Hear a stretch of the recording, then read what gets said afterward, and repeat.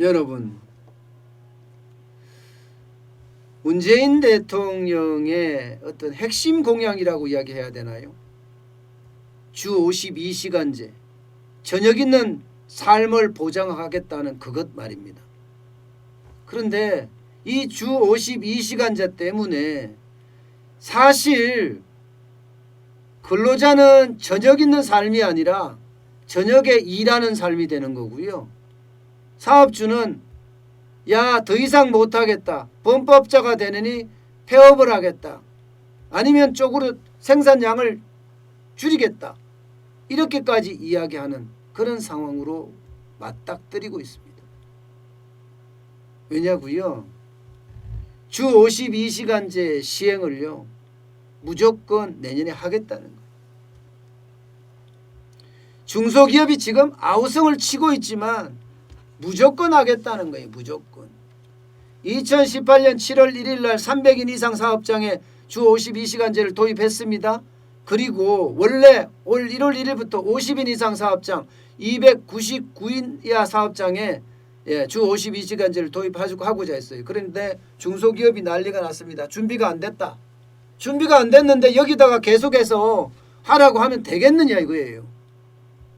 그래서 1년 동안 계도기간을 가졌습니다만은 이제 더 이상 연장 안 하겠다는 거예요. 더 이상 연장 안 하겠다.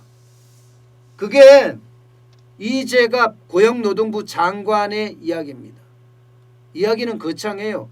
우리 국민의 건강한 삶과 일과 생활의 균형을 도모하기 위해서 2021년부터 주 52시간제를 본격 시행하겠습니다. 이렇게 이야기했습니다. 여기에 말 자체가 웃겨요. 국민의 건강한 삶, 일과 생활의 균형을 도모한다. 과연 여러분들은 어떻게 생각하세요? 주 52시간제가 되면요, 당장 보자고요. 당장 주 52시간제가 되면 충격을 받을 수 있는 게 이거예요. 임금이 줄어듭니다. 주 68시간 일할 때 하고요, 주 52시간 일할 때는 굉장히 다르겠죠. 당연히 임금이 줄어들겠죠. 보통 중소기업에서는 68시간 일하면서 시간의 수당까지 받으면 350만 원은 받았다는 거예요. 350만 원은. 아무리 적어도 말입니다. 그런데 내년에 주 52시간제가 시행이 되면 이게요, 100만 원가량 뚝 떨어집니다. 100만 원가량. 240만 원에서 250만 원으로 될 거다. 이렇게 예상을 하고 있습니다. 예상은. 그러면 근로자들이 저녁 있는 삶이 될까요?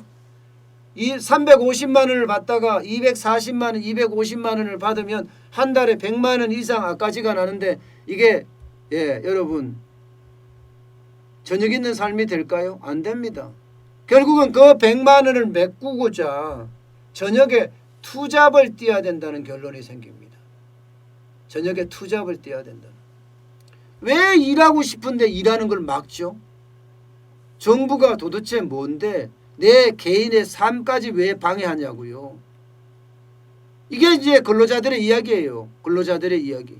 근로자들은요 지금 그만큼 심각하다는 이야기입니다. 심각하다.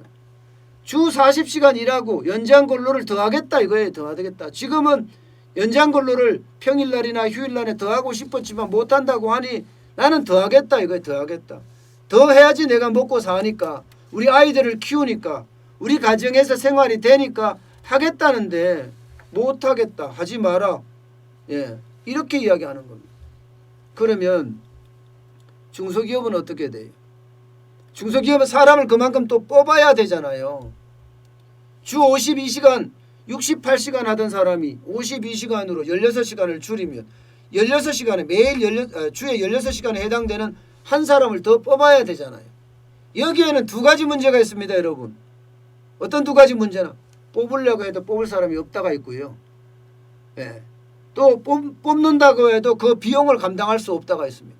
둘 다 힘들어진다는 거예요. 둘 다 힘들어진다.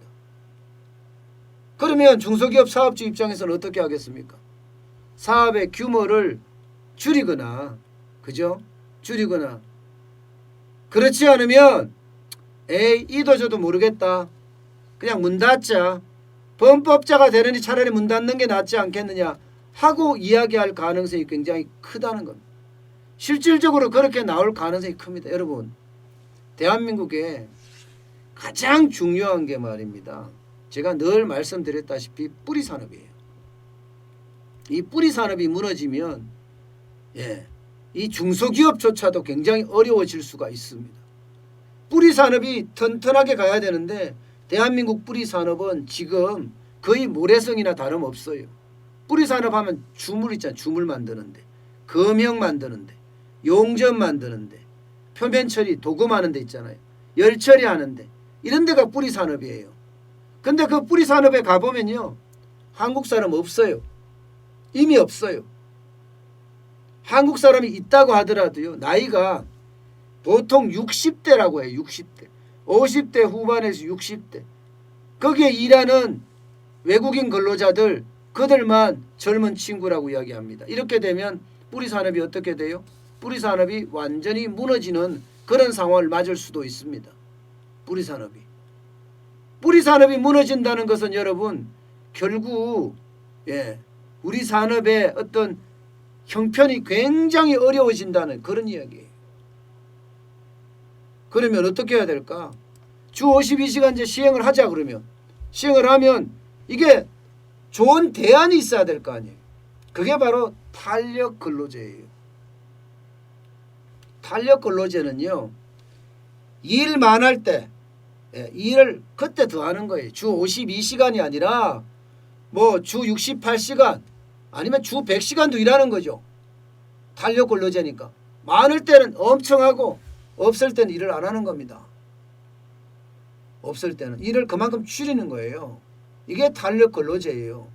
이거를 적어도 중소기업에서는 1년 안에 그렇게 하도록 해달라. 1년에 전체를 다 맞춰보니까 주 52시간제를 했다. 이렇게 맞춰달라는 게 중소기업 입장이고요. 심지어는 대기업까지도 이거 6개월에 맞춰달라. 6개월에 맞추면 좋겠다. 이렇게까지 이야기할 정도예요. 그런데 지금 정부 법안은 3개월이거든요. 그것도 국회 계류 중이고 안 되고 있어요. 6개월로 간다고 하는 것도. 만약에 6개월로 안 가면 중소기업은 더 어려워지거든요.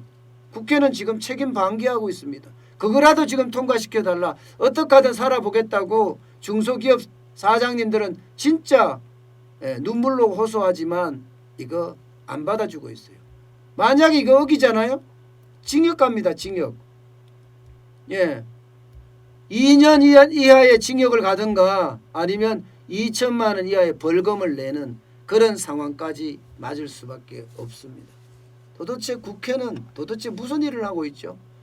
국회나 정부라는 게 뭐예요, 여러분? 기본적으로 정부는 국민을 편안하게 하는 거예요. 기업도 국민이에요. 그러면 기업이 일을 잘하게끔 정부가 뒤에서 밀어주는 게 이게 정부의 역할입니다. 기본적으로. 기업을 때려잡는 게 정부의 역할이 아니에요. 전혀 지금 기업을 때려잡는 정책만 나오지 도대체 기업을 밀어주는 정책은 언제 나올 건가요?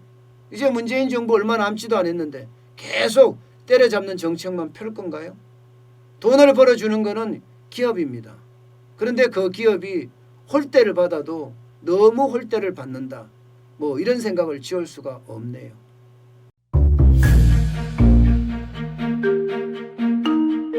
세종대왕과 샤넬 넘버5, 벤츠 자동차의 최고급 기종인 마이바흐의 공통점을 아시나요? 바로 침향입니다. 침향이란 동남아시아에서 자생하는 침향나무가 상처를 입었을 때 스스로를 보호하기 위해서 분비시키는 침향나무의 진액입니다. 진침향은 태국산 침향과 러시아산 녹용, 그리고 국산 홍삼, 백봉령, 산수유, 당귀, 숙지향, 꿀로 이루어진 침향환으로 만성 피로나 또 스트레스, 기력이 저하된 직장인분들, 또 수험생들, 연세 드신 어르신분들이 드시면 좋은 환입니다. 진침향 여러분들께 자신있게 권해드립니다.